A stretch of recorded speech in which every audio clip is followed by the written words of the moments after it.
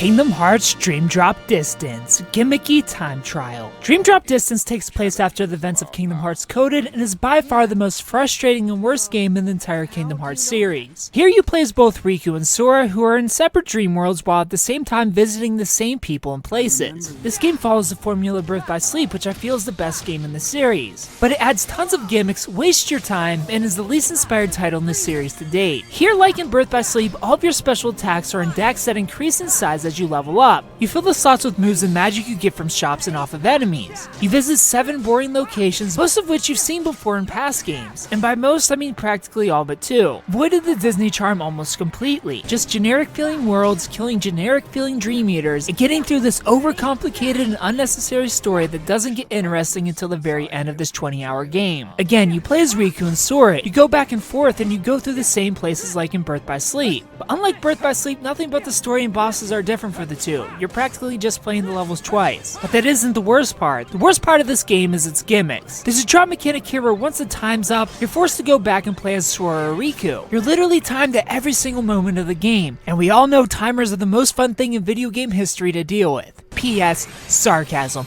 That was sarcasm. They're not fun. They never were fun. They never will be fun. And for how much the series loves to annoyingly not want to interrupt combat with something actually useful like checking menu options, tutorials, or looking at the map, it has no problem when it comes to plucking you out to force you to play as the other character. And the worst part is it doesn't save your battle progress. Whether it's regular enemies or bosses, you have to start all over again once that character's turn again. It's awful.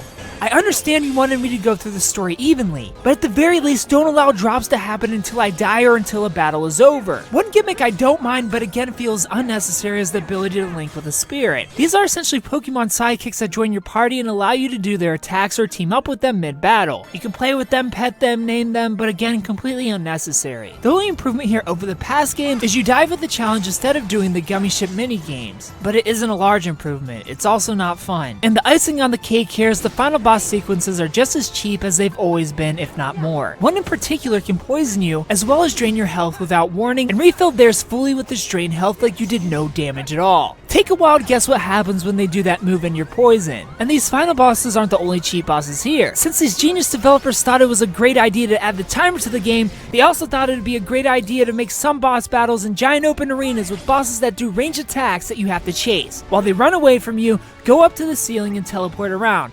It's no fun, none of it. Watch the movie on YouTube to get the story. Don't play this game. I give Kingdom Hearts Dream Drop Distance a 6.5 out of 10.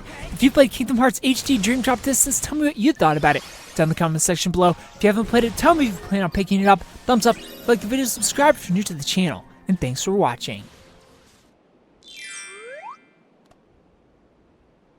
My nose! What's happened? There. You see where those tall tales will get you? But it's all true. This review was made possible with GameFly. If you want to try this game or any other game imaginable, you can do so for free for an entire month by using the link in the description. Free shipping, no late fees. Thanks for watching.